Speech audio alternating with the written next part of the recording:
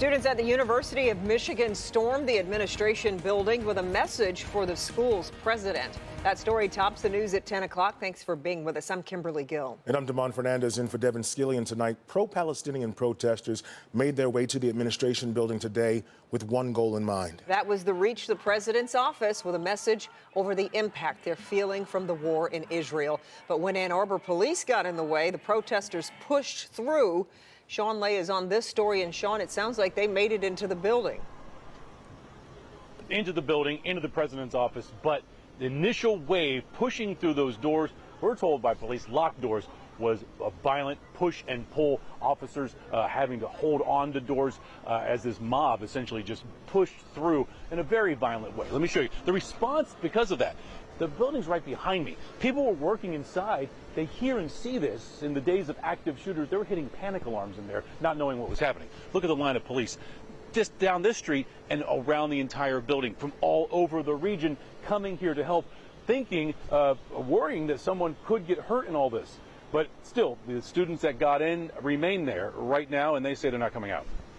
This is what it looks and sounds like outside and inside the Alexander Ruthven building on the University of Michigan campus late Friday.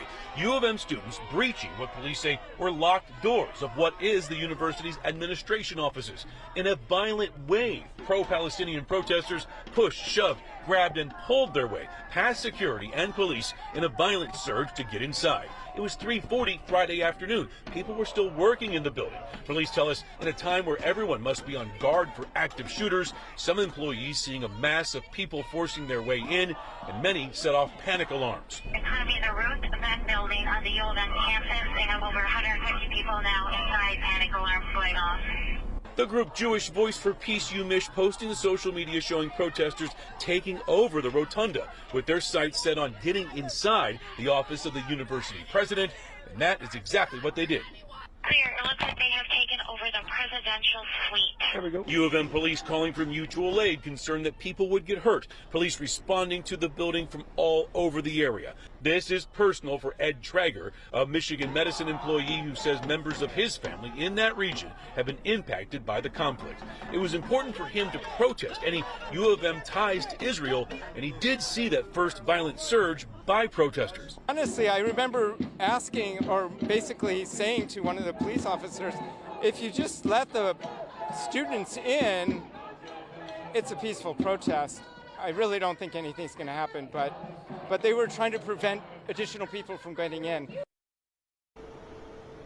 Back here live. So protesters inside making up posters that read "From the river to the sea." That is the constant chant from hundreds of people protesting outside from the river to the sea. That is the message that they are clearly sending tonight. The other thing is, we're now hearing at the 10 o'clock hour, police were waiting to hear from the university on what steps to take next. Now we are hearing their police are prepared to give warnings to clear out the building or arrests will be made.